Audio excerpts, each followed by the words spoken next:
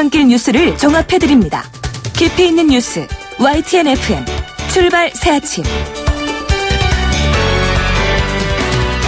신율의 출발 새아침 3부 순서 시작합니다. 오늘은 올겨울 들어서 가장 추운 아침인 것 같습니다. 정말 조금 전에 저희 YTN에 이 청소하시는 분을 봤는데요. 이 닦자마자 물이 얼어서 굉장히 고생스럽다는 말씀을 들었는데 참 저도 도와드리고 싶었습니다. 그 정도로 오늘 아침 상당히 추운 아침입니다. 여러분 오늘 준비 단단히 하시고 출근길 나서시기 바라겠고요. 자, 금요일 아침입니다. 신율의 출발 새아침 금요일에 보내드리는 3부 순서 먼저 광고부터 듣겠습니다.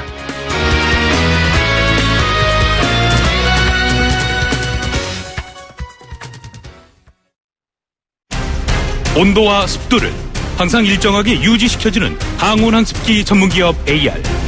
전산센터, 반도체 공장, 미술관, 박물관, 귀중품 보관실을 30년 축적된 기술로 AR이 지켜드립니다. 24시간 확실한 서비스 보장 031-497-0561. 아유, 세 단계 종이 또 걸렸어? 정말 제본 하나 하려다가 미치겠네. 내가 진작 현대오피스로 바꾸라니까. 오늘 다 날 셀 거야.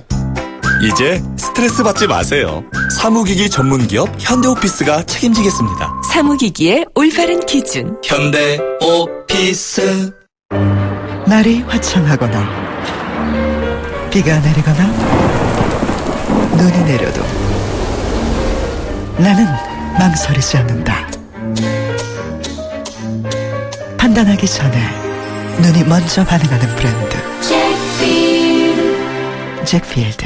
페이스 도루코 면도기, 도루코 페이스 면도기, 페이스 안전하고 부드러운 대한민국 면도기.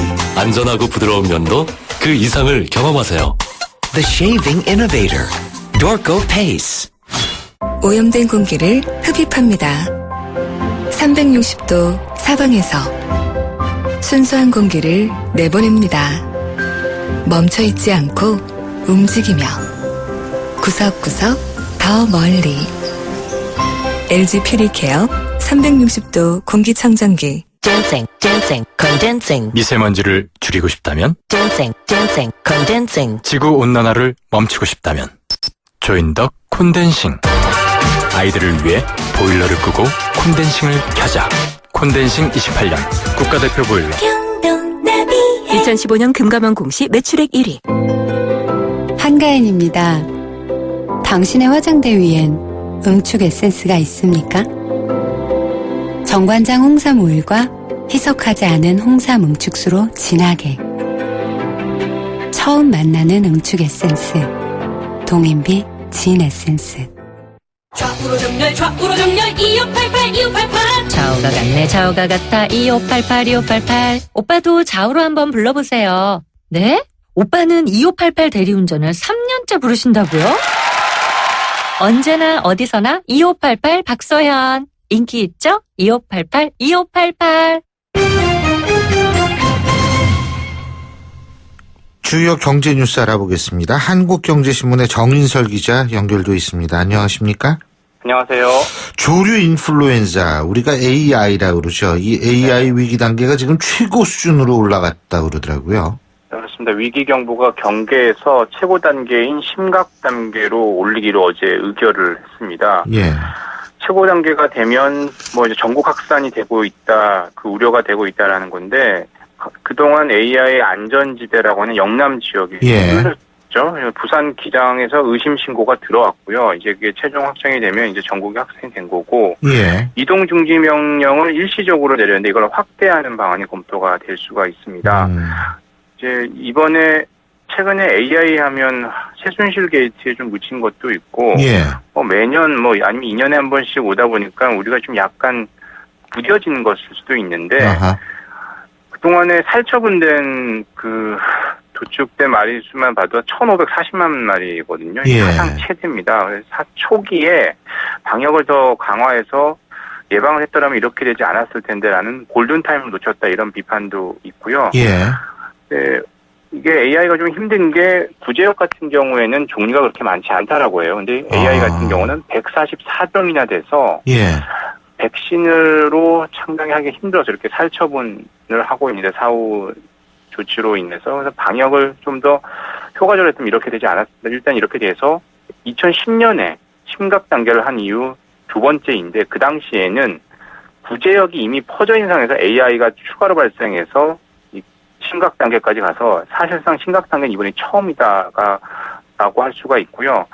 더욱더 상황이 심각해지면 뭐 닭고기 파는 전통시장도 폐쇄할 수 있다라고 하니까 사태를 예의주시하면서 빨리 이 일이 마무리돼야 될 것 같습니다. 근데 이제 문제는 계란인데 마트 갔더니 계란 한 판 이상 안 팔더라고요. 그 가격도 많이 오르고 특가 상품도 없고 이게 이제 더 진행이 되면 더 문제고 이 산란개들이 50%가량이 지금 이 매몰 처분됐다고 그러지 않습니까?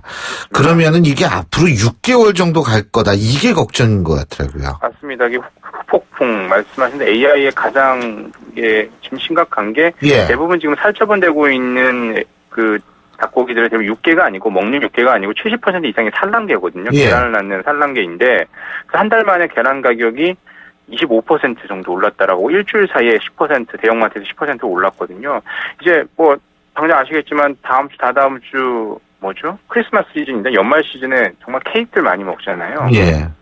케이크에 계란이 엄청 많이 들어갑니다. 빵보다 더 많이 들어갑니다. 자칫 잘못하면 케이크 대란이 일어날 수도 있는 거고요.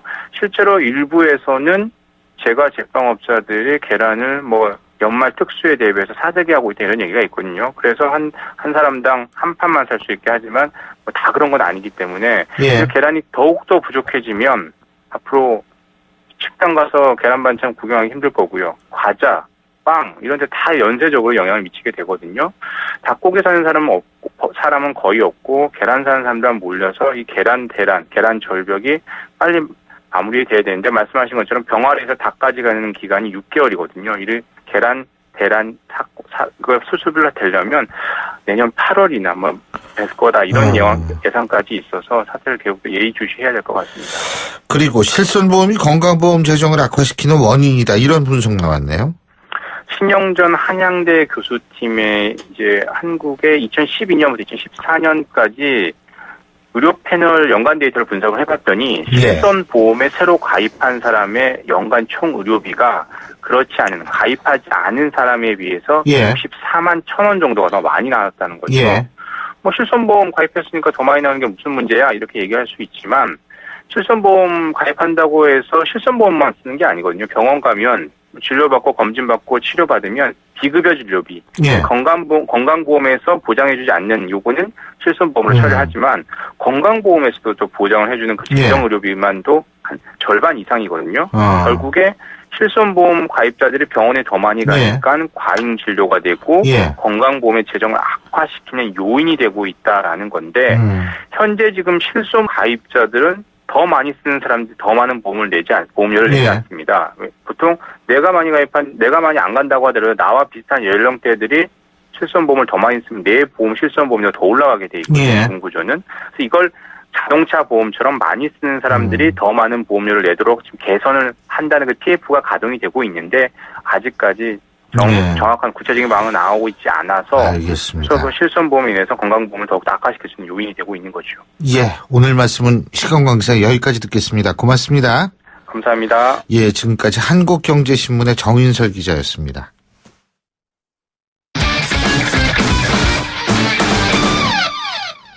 스포츠 소식 알아보겠습니다. 최동호 스포츠 평론가 전화 연결돼 있습니다. 안녕하십니까? 안녕하세요. 체육계도 지금 난리인데 어제 국회에서 최순실 게이트 국정조사 특위 4차 청문회 있었지 않습니까? 근데 평창 동계올림픽 개폐막식의 연출을 맡았던 정구호 씨가 갑작스럽게 사퇴한 배경이 밝혀졌어요.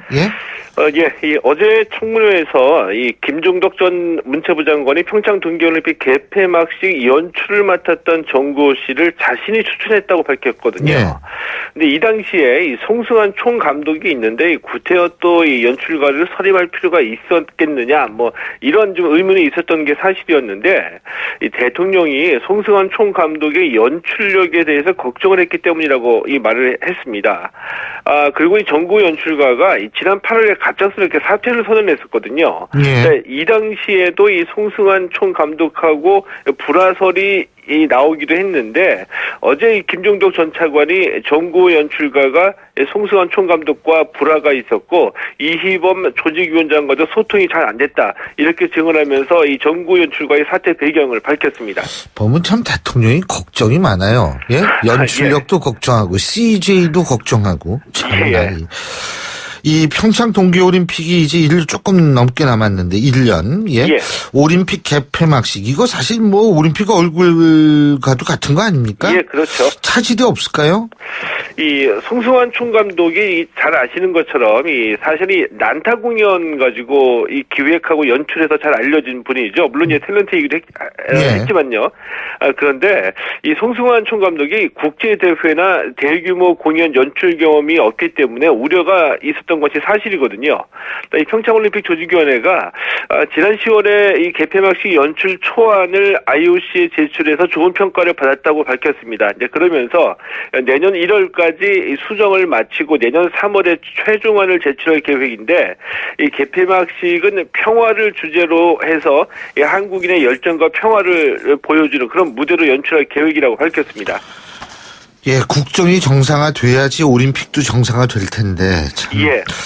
자, 그리고 이 시간을 통해서 소개해드린 선수인데 스노보드 이상우 선수 말이에요. 한국 스노보드 사상 월드컵에서 최고의 성적을 올렸네요. 이 스노보드 이상우 선수, 지난 11일에 이 유로파컵 대회에서 이틀 연속 준우승 차지할 때 이제 유망주로 소개를 해드렸는데요. 어제 이탈리아에서 열렸던 이 월드컵 남자 평행 대회전에서 이 4위에 오르면서 가능성을 다시 한번 확인했습니다. 이 스노보드 월드컵 4위, 한국 스노보드 역사상 최고 성적이기도 하고요. 이상우 선수가 올해 21살이니까 앞으로 더 이 발전해 나갈 가능성이 충분히 있다고 보고요. 이 3위 결정전에서 세계 랭킹 1위인 불가리아의 얀코프 라도슬라프 선수에게 0.22초 차로 뒤져서 아쉽게 메달 획득에 실패했습니다. 예.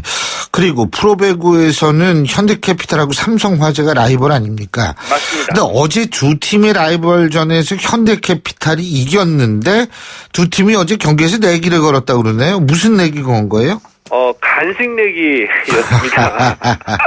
이 현대캐피탈하고 이 삼성화재가 프로배구를 대표하는 라이벌이거든요. 네, 두 팀이 이 자신들의 라이벌전을 이 따로 이제 브랜드화해서 V 클래식 매치라고 명명했습니다. 네, 어제 이 V 클래식 매치에서 현대캐피탈이 삼성화재를 3대0으로 이겼는데요. 네, 어제 경기 앞두고 두 팀이 내기를 했습니다.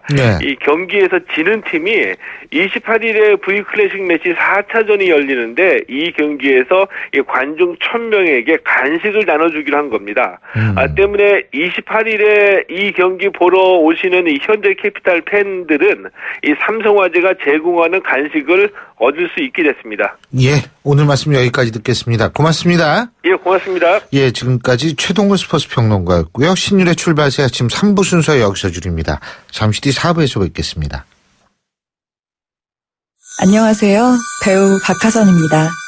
아버지의 사업 실패로 좁은 차에서 생활하던 은훈의 가족이 새 집을 찾고 가스 폭발로 전신 화상을 입은 현석이가 치료비 걱정을 덜 수 있었던 것은 다 여러분의 사랑 덕분입니다. 누구에게나 찾아올 수 있는 위기의 순간, 월드비전은 위기 아동 지원 캠페인을 통해 도움이 절실한 가정을 긴급 지원합니다. 연말 연시 여러분의 사랑이 꼭 필요한 곳에서 희망이 될 수 있도록 월드비전과 함께해주세요. 후원 문의 1688-3570 1688-3570. YTN 라디오 캠페인 더 가까이. 안녕하세요. 인간비타민 고슴도치 엄마 장영란입니다. 엄마들이 요맘때 되면 고민이 참 많아져요. 아이들 선물 와우 고민되죠. 크리스마스 크리스마스 끝나면 또 설 선물 골치 아파요. 소중한 우리 아이들에게 이런 선물은 어떠세요? 건강한 지구. 아이들이 마음껏 뛰놀 수 있는 비옥한 땅, 실컷 숨쉬고 마실 수 있는 깨끗한 공기, 후룩후룩 걱정 없이 마시는 맑은 물. 얼마면 살 수 있냐고요? 빼세요. 빼라고요. 이번 연말 선물엔 포장비를 빼세요. 과대 포장을 줄이는 것만으로도 건강한 지구를 선물해 줄 수 있답니다. 속이 꽉 차야지 겉만 화려하면 뭘 하냐고요. 빼세요. YTN 라디오 캠페인 더 가까이 한국환경공단과 함께합니다. 골프 장갑도 G맥스, 생산 장갑도 G맥스, 헬스 장갑도 G맥스, 가죽 장갑도 G맥스, 장갑하면 G맥스. 대한민국 우리 장갑 G맥스. 30년 한길 범양 글러브가 만듭니다. 글러브 맥스 G맥스. 일제강점기 조국 항일투쟁의 독립자금을 보태었던 재외동포. 근대화 시기에는 선진기술과 인재를 길러 경제발전의 밑거름이 되어주었고, 지금은 경제 영토를 넓히며 한류 확산과 모국의 역사, 문화를 바로 알리기 위한 공공외교를 실현하고 있습니다. 다가올 통일시대, 전세계 720만 재외동포는 한반도 통일을 위한 발걸음에 든든한 지원군이 될 것입니다. 이민으로 해지지 않는 나라 대한민국. 재외동포가 큰 자산입니다. 이 캠페인은 720만 재외동포의 든든한 버팀목 재외동포재단과 함께합니다. 날카로운 분석, 내일을 보는 시선, 신율의 출발 새 아침. 신율의 출발 새 아침 4부 순서, 먼저 광고부터 듣겠습니다. 홍은희 씨, 잇몸 관리 어떻게 하세요? 잇몸 관리요? 양치 잘하고 치과도 다니고, 그리고 하나 더, 인사돌 플러스. 염증에도 좋고 들뜬 느낌도 꽉 잡아주니까요. 잇몸 건강에 인사돌 플러스. 써본 후의 차이요? 직접 느껴보세요. 동국제약. 새 차 살 때는 장기 렌터카, SK 똑똑한 장기 렌터카, 똑똑한 가격, 주유소 할인, SK 똑똑한 장기 렌터카. 꼭 비교해보세요. 가격도 혜택도 SK 렌터카에서. SK 똑똑한 장기 렌터카. 골목골목에 멋을 더하는 100년 넘은 유럽의 아파트들. 우린 언제까지 고풍스럽다고 부러워해야만 할까요? 좋은 집은 시간을 이겨야 한다. 시간을 이기는 아파트, 금강 펜테리움, 금강주택. 눈이 내릴 것이다.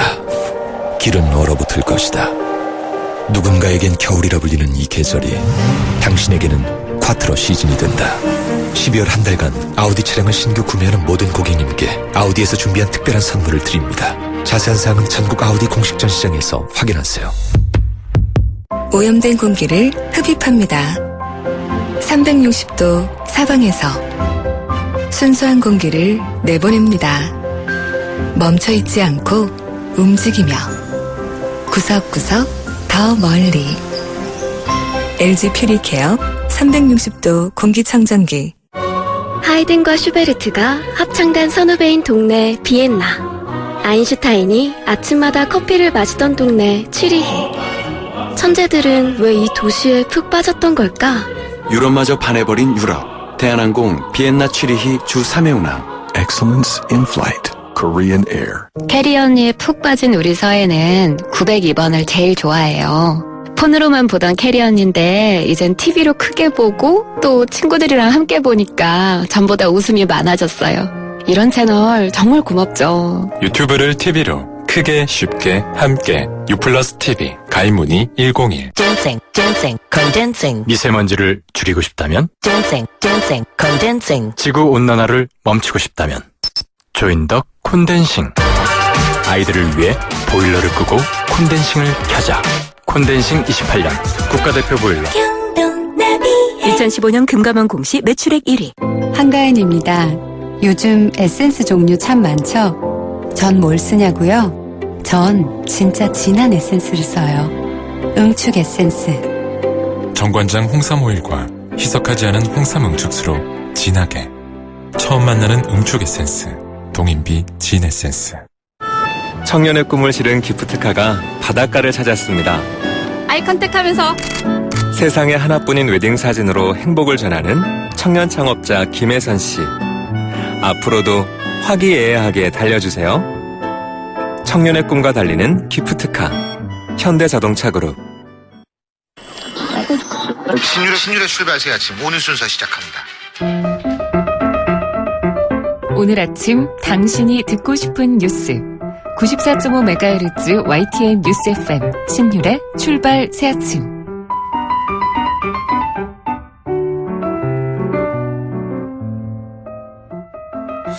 요새 이 대통령 탄핵 문제하고 최순실 게이트 때문에 상당히 중요한 문제인데 그다지 언론의 관심을 못 받은 큰 사고가 있었죠. 바로 지난 13일 발생한 울산 예비군 훈련부대에서의 폭발 사고인데요. 그런데 군 측이 사고 당일날 해명한 것, 발표한 것에 대해서 여러 가지 의혹이 제기되고 있고요. 또 부상자를 축소 은폐하려 했다는 의혹도 제기되고 있습니다. 도대체 무슨 일인지 먼저 군인권센터 임태훈 소장 연결해서 자세히 알아보겠습니다. 소장님 안녕하십니까? 네, 안녕하십니까? 예, 울산 군부대 폭발 사고 일단 간단하게 좀 사건 개요 좀 말씀해 주시죠. 그 훈련용 포금총을 이제 사용하는데요. 수류탄 대신에 이것을 연말에 교보제용으로 이제 사용하는 것을 교탄 보고서를 올려야 되는데 1,800개가 지급됐는데 200개밖에 사용하지 않아서 나머지를 불법 폐기하다가 터진 사건이죠. 폐기하다가요? 네, 그것을 해체해서 니퍼 같은 걸로 이렇게 해체해서 화약을 버리고 껍데기를 따로 버린 거죠. 그래서 이게 터져서 한꺼번에 터지면서 사고가 발생한 것입니다. 근데 군에서 사고 당일날 폭발 사고에 대해서 한 얘기가 뭐가 문제가 된 겁니까? 사고 당일날 현장 바닥에 화약이 버려졌다는 일을 탄약관의 진술을 확보하고도 언론 브리핑에서는 사고 현장에 어떤 인화성 물질도 보관되어 있지 않았다. 라고 거짓말을 한 것이죠. 근데 지금은 뭐라 그럽니까, 그러면? 지금은 이렇게 얘기하고 있습니다. 그것을 제대로 치우지 않아서, 밥을 먹으러 가던 병사들이 이 손에 작업 도구들이 있었나 봐요. 그것이 바닥과 마찰하면서 스파크에 의해서, 터졌다고 얘기를 하는데요. 그것도 제가 봤을 때는 신빙성이 없는 것 같다라는 지금 진술들이 나오고 있습니다. 군 전문가들에 의해서. 그러니까 왜냐하면 경찰의 주장은 좀 다릅니다. 경찰은 이 폭발이 훈련용 건물 내부의 철판이 안쪽에서 바깥쪽으로 휘어졌으니까 이것이 바깥에서 폭발이 일어난 것이 아니라 내부에서 건물 폭발했다. 안에서 일어났다는 것이죠. 그러니까 이게 다 모여 있는 상태에서 동그랗게 원을 그리고 이렇게 사용하다가 이거 불법 폐기하다가 터졌기 때문에 지금 고막이 터진 환자도 있고요. 그리고 전신 화상도 있고요. 그리고 발가락이 3개 정도가 이렇게 절단된 그런 것도 있고, 왜냐하면은 근접거리에서 있었기 때문에 중상자가 발생한 것으로 파악되고, 이게 손에서 터지면은 손가락이 날아갑니다. 근데 어쨌든 군 관계자는 여기에 대해서 뭐라고 지금 얘기를 하냐면 수사 발표 내용은 국립과학수사연구원의 현장 분석 결과와 군 관계자를 상대로 한 조사를 토대로 내린 중간 결론. 이렇게 이제 얘기를 하고 앞으로 추가 조사를 계속 할 거라고는 얘기를 하는데 진짜 아까 말씀하신 대로 이 문이 바깥쪽으로 지금 돼 있다라는 거죠. 건물. 건물에 이렇게 철제 구조, 가건물이라 하더라도 그게 외벽이 이제 바깥쪽으로 네네 휘어진 것들을 봤을 때는 주요 폭발이 내부에서 있었을 가능성이 높다는 것이죠. 그런데 이제 더 좀 의혹이 되는 게 부상자를 축소 은폐하려 했다. 네. 이거 뭐 치료도 제대로 안 해줬다 그러네요.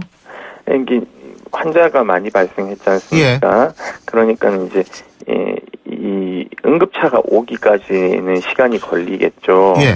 그러니까는 이제 뭐 환자를 여러 곳으로 분산 수용했는데 저는 그렇다 하더라도 이해가 안 되는 게 기고막이 찢어지는 환자 같은 경우에는 이명 울림 증상이 있고 이비인후과 전문의가 없다 하더라도 측정기 하나로만 이경이라고 불리는 의료기로 간단하게 진단할 수 있는 것이거든요.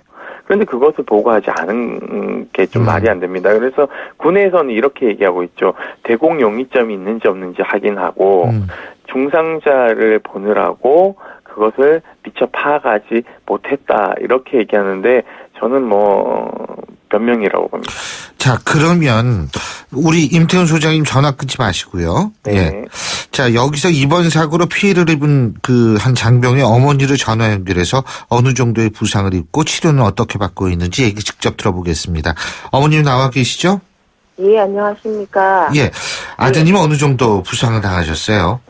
저희 아들은 지금 양쪽 고막이 파열이 됐고요. 예. 그다음에 오른쪽은 조금 더 심하다. 예. 그래서 저희가 오늘 민간병원에 외래 진료를 나갈 생각입니다. 그리고 외상은 이렇게 다른 외상은 없습니다. 지금 병원에서 입원 치료는 받으셨어요? 그러면? 아닌가요? 그냥 치료만 받고 퇴원했나요? 입원은 어저께 했습니다. 어저께 군 병원에 입원을 한 상태에서 예.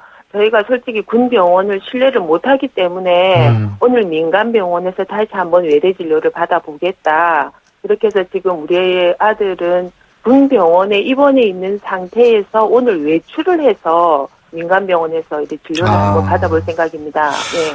근데 사고는 어떻게 접하셨습니까? 사고는 저희가 개인적으로 접한 것은 TV 뉴스를 보고 알았습니다. TV 뉴스요? 전화를 네. 받으신 게 아니고? 아닙니다. TV 뉴스를 보고 저희는 사고 소식을 들었고 그때부터 군부대와 상급 상사에게 전화를 했을 때는 전화 통화가 되지 않았습니다. 그 즉시로는 전화 통화가 되지 않았고 저희가 TV 뉴스로 이제 아들이 울산대병원과 시티병원으로 이송이 됐다는 얘기를 듣고 저희가 개인적으로 시티병원에 전화를 했더니 저희 아이가 거기서 치료를 받고 있다는 소식을 접하고 저희가 이제 시티병원으로 이제 가던 중에 이제 다른 관계자들을 통해서 다시 부상자들이 국군병원으로 이송되어서 오고 있기 때문에 가시면 헛걸음일 테니까 일단 시티병원에 가시지 마시라고 그렇게 연락을 받았고요. 군에서 저희가 연락 받기로는 뉴스를 보고 난 뒤에 1시간 뒤에 연락을 받았고 그것도 군 관계자라고 받았고요. 그다음에 중대장에게 연락받은 것은 저희가 사고 난 뒤로는 3시간이 지나서 받았고 뉴스를 접하고 나서 2시간이 지난 뒤에 중대장에게 보고받았습니다. 근데 일단 그 고막 파열인 것 같다는 병원의 진단에도 불구하고 일단 군에 복귀해라. 진짜 그렇습니까? 네, 맞습니다. 저희 아들이 시티병원에서는 저희가 알아본 결과 고막 파열이다. 이렇게 이제 시티병원 측으로부터는 저희가 전해 들었는데 그날 저녁에 국군병원을 옮겨서 이제 아들이 전화가 왔었을 때는 일단 복귀를 한다. 왜 복귀하느냐. 복귀 이유가 그렇게 일상생활을 하는 데는 지장이 없다라는 이유로 지금 복귀를 시킨 것으로 알고 있습니다. 그렇군요. 근데 왜 이게 바로 치료를 안 하고 그렇게 복귀를 서둘렀는지 모르겠네요. 글쎄요, 저희들도 왜 그러신지 모르겠지만, 부상자의 엄마로서는 부상자 수를 줄이기 위해서 이렇게 했다라고 밖에는 판단이 안 됩니다. 그 전에도 비슷한 사고 있었다고 그러던데요? 예, 저희 아이 같은 경우는 지난해에도 이 연습용 수류탄을 운반하는 과정에서 이 병사들이 이렇게 그냥 소홀히 운반을 하는 바람에 연습용 수류탄이 터져서 손가락에 물집을 이렇게 화상을 이렇게 입었었는데 물집 정도 잡히는 화상을 입었었는데 그때도 저는 상급 책임자가 없었다라고 아이에게 전해드렸는데 그때도 이게 조금 이렇게 수류탄을 운반하는데 어떻게 책임자가 없냐라고 이렇게 의심을 좀 하고 있었는데 그러면서 저는 이것이 관리 소홀이 아니라 방치라고 생각을 하고 있었습니다. 개인적으로는. 그런데 이번에 이런 일이 또 생겼기 때문에 정말 화가 납니다. 예, 잘 알겠습니다. 오늘 말씀 여기까지 듣겠습니다. 고맙습니다. 임 소장님. 네네. 지금 말씀 들으셨죠? 네네. 어떻게 생각하십니까? 그러니까 우선 울산에도 대학병원들이 있습니다. 그 대학병원으로 긴급 후송하는 게 맞고요. 그럼에도 불구하고 왜 부산에 떨어진 그 부산 통합병원으로 저는 옮겼는지 이것도 사실 문제가 있거든요. 이게 군은 자기네들이 다 할 수 있다라는 생각도 가지고 있고요. 또 하나는 이걸 관리하기가 좋잖아요. 한 대 모아놓으면. 통제하기도 좋고. 왜냐하면 국군병원은 민간인들이 함부로 출입할 수 없는 공간이기 때문에 언론 접촉을 막기 위한 하나의 꼼수였지 않느냐 저는 그런 의심도 들고요. 그리고 애초에 처음에 이 53사단 본부는 부산에 있습니다. 여기서 헌병대가 올라오려면 시간이 굉장히 걸리거든요. 그러니까 현장에서 현장을 보존하지 못했을 가능성도 매우 높고 환자들을 언론하고 접촉하는 것이 부담되니까 오시지 마라 그러고 부산으로 옮긴 것 같아요. 근데 이나저나 이 문제는 그럼 어떻게 해결해야 된다고 보세요? 그러니까 저는 이것도 부모님들한테 빨리 전화를 드려야 되는데 전화 드리지 않는 것은 상부에 보고하느라 바빴기 때문에 그럴 가능성이 높다. 그러니까 무엇이 먼저인지 모르는 것이죠. 병사들이 굉장히 존귀한 존재였다면은 보고가 중요한 것이 아니라 치료가 우선이죠. 자기 자식이 그런 식으로 화상을 입거나 발가락이 절달됐다면 어디에 먼저 갈 것 같습니까? 대학병원 응급실입니다. 저는 그런 것부터 시작해가지고 여전히 응급 환자들을 어떻게 빨리 후송해야 되는지에 대한 기초적인 것도 군이 인식하지 못하고 있다. 이런 것들이 전쟁이 만약에 났을 때는 과연 이게 적의 폭격이었으면 어떻게 됐을까요? 저는 부상자도 굉장히 심각하게 사망에 이르지 않았을까라는 것입니다. 그렇기 때문에 차제 불법 명령을 내린 대대장은 지금 당장 구속시켜야 됩니다. 왜냐하면 중대범죄입니다. 이것은 군용물 훼손이거든요. 군용물 손괴죄는 최고 무기징역형이고요. 2년 이상의 유기징역형입니다. 그렇기 때문에 이 불법 명령을 내린 사람이 아직 부대에 건재하게 지휘관으로 있다. 저는 다른 증거를 또 인멸할 우려가 높다라고 생각하고 있습니다. 알겠습니다. 그렇기 때문에 조속하게 긴급 체포해서 구속해야 된다고 봅니다. 오늘 말씀 여기까지 듣겠습니다. 고맙습니다. 네, 감사합니다. 지금까지 군인권센터의 임태훈 소장이었습니다.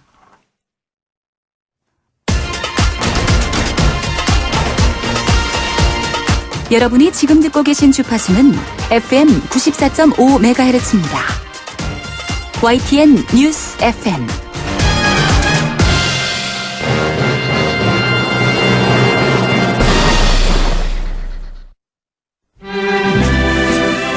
영화로 뉴스를 읽어보는 시간. 시네마인 뉴스.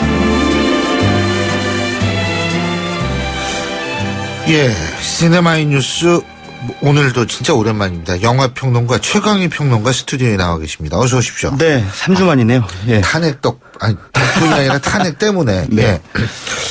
그 연말 다가오면서 극장 가도 대목일 것 같은데 요새 분위기 어떻습니까? 연말 시즌답게 지금 후끈 달아오르고 있습니다. 일단 지난주에 김남길 씨 주연의 재난영화 판도라라는 작품이 개봉했는데요. 첫 주말 145만 명, 어제까지 누적 관객 수는 200만 명을 넘어섰습니다. 지금 현재 박스오피스 1위를 달리고 있고요. 미국산 뮤지컬 영화가 있어요. 라라랜드라는 작품이 아주 잘 되고 있는데요.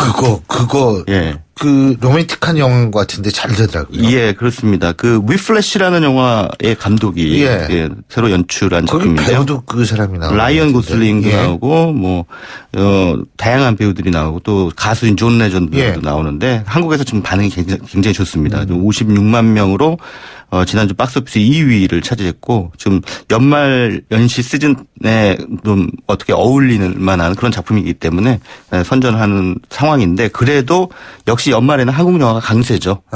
이번 주에도 또 한국 영화 2편이 또 나란히 개봉해서 그 관객 공략에 나섭니다. 어떤 영화 개봉합니까? 일단 그 아주 독특한 작품인데요. 그 프랑스 작가의 원작을 우리 영화로 옮겼습니다. 기욤 미소. 우리나라 그 특히 20대 여성들이 아주 좋아하는 프랑스 작가입니다. 이분의 소설을 옮긴 판타지 멜로 영화가 있는데요. 김윤석 씨, 변요한 씨가 호흡을 맞춘 당신 거기 있어줄래요라는 작품입니다. 그리고 하지원 씨하고 천정명 씨가 또 함께 나온 목숨건 연애라는 작품이 있는데요. 이 작품은 미스터리 스릴러하고 로맨틱 코미디라고 하는 두 개의 장르를 합쳐놓은 일종의 그 혼성 장르라고 할 수 있고요. 음악이 함께하는 프랑스 영화 한 편도 이번 주 개봉하는데요. 내 심장이 건너뛴 박동이라는 작품입니다. 부동산 브로커 일을 하던 20대 후반 청년이 이제 피아노 오디션을 보게 되면서 잊고 있었던 음악에 대한 열정을 되살리게 된다. 뭐 이런 얘기가 되겠습니다. 그리고 현대미술의 아버지라 불리는 화가자 폴 세잔의 이야기도 영화에 담겼습니다. 프랑스의 유명 작가죠. 19세기 나는 고발한다라는 글로 유명한 에밀 졸라. 하고 폴 세잔하고 굉장히 친했다고 해요. 한 사람은 작가, 한 사람은 화가인데 이 두 사람의 40년 우정을 담은 작품이 있습니다. 나의 위대한 친구 세잔이라는 작품이 이번 주에 개봉을 합니다. 그리고 또 프랑스 영화가 이번 주 많이 개봉하는데요. 애니메이션 아브릴과 조작된 세계라는 작품. 만약에 전기가 발명되지 않았다면이라는 가정을 중심으로 해서 1940년대를 배경으로 한 흥미로운 모험의 세계를 펼쳐놓고 있습니다. 에밀 졸라 옛날엔 뭘 그렇게 졸르나 뭐 이런 얘기를 했는데 자, 당신 거기 있어 줄래요? 네. 예? 이 작품이 판타시 멜로라고 하는데 이것도 이제 시간과 관계되는 거죠. 일종의 타임슬립 영화라고 할 수 있겠죠. 뭐 시간 여행 소재로 한 영화들은 많죠. 근데 이제 시간 여행을 해서 과거의 자신과 만난다는 설정은 좀 독특한 것 같습니다. 이 영화가 그렇습니다.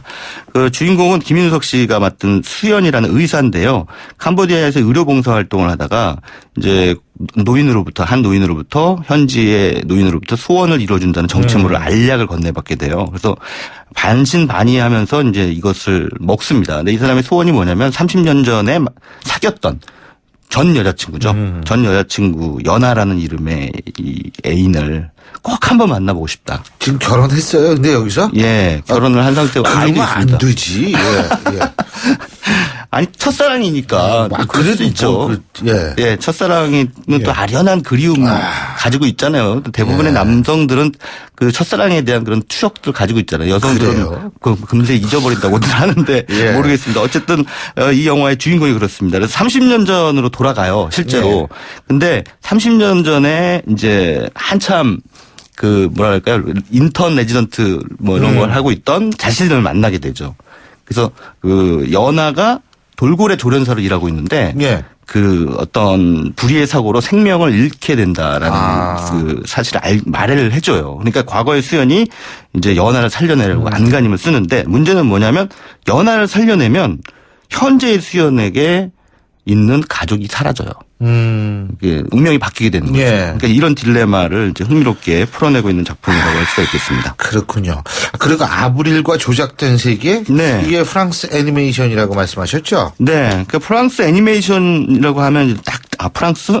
좀 지루하고 좀 애매하고 모호하고 좀 예술적이고 이럴 거라는 편견들을 가지고 계신데 전혀 그렇지 않습니다. 이 영화 애니메이션 상당히 재밌고요. 미야자키 하야오 감독의 애니메이션을 보는 것 같은 그런 느낌을 드는데 앞서 말씀드린 대로 1941년을 배경으로 석탄하고 증기기관만이 존재했다라고 하는 것을 전제로 합니다. 그래서 여기서 한 과학자 부부가 이른바 궁극의 약물이라고 부르는 화학약품을 개발하는데 그 직전에 정체모를 세력에 납치를 당해요. 그리고 이제 10년이 지난 뒤에 그 부부의 딸인 아브릴이 이제 말하는 고양이가 있어요. 다윈이라는 말하는 고양이와 함께 이제 부모가 못다 이런 연구를 비밀스럽게 진행을 하는 가운데 정부로부터 또 다시 쫓기면서 아버지 어머니가 있는 조작단 세계로 뛰어들어가는 모험을 펼친다는 내용입니다. 아주 굉장히 재미있습니다. 그렇군요. 자, 그러면 오늘 함께 들을 음악, 마지막으로 어떤 음악? 네, 앞서 제가 라라랜드가 요즘 잘 되고 있다고 했는데요. 그 영화에 참여한 가수입니다. 존 레전드가 부른 스타트 어 파이어입니다. 예, 라라랜드의 오리지널 사운드 트랙이죠. 자, 스타트 어 파이어 함께 들으면서 오늘 최강림 평론가와 작별하겠습니다. 오늘 말씀 잘 들었습니다. 고맙습니다. 네, 감사합니다. 예, 신율의 출발 새 아침. 근데 지금 라라랜드의 오리지널 사운드 트랙은 맞는데요. Darkness and Light. 존 레전드의 노래로 제가 그냥 바꿔버렸어요. 예. 이 노래 함께 들으면서 오늘 순서는 여기서 모두 줄이겠습니다. 오늘 말씀 잘 들었습니다. 고맙습니다. 신율의 출발 새 아침 금요일 순서 여기서 모두 줄이겠습니다. 자, 여러분 주말 잘 보내시기 바라겠고요. 전 월요일 아침 7시 15분에 다시 오죠. 신율이었습니다. 고맙습니다.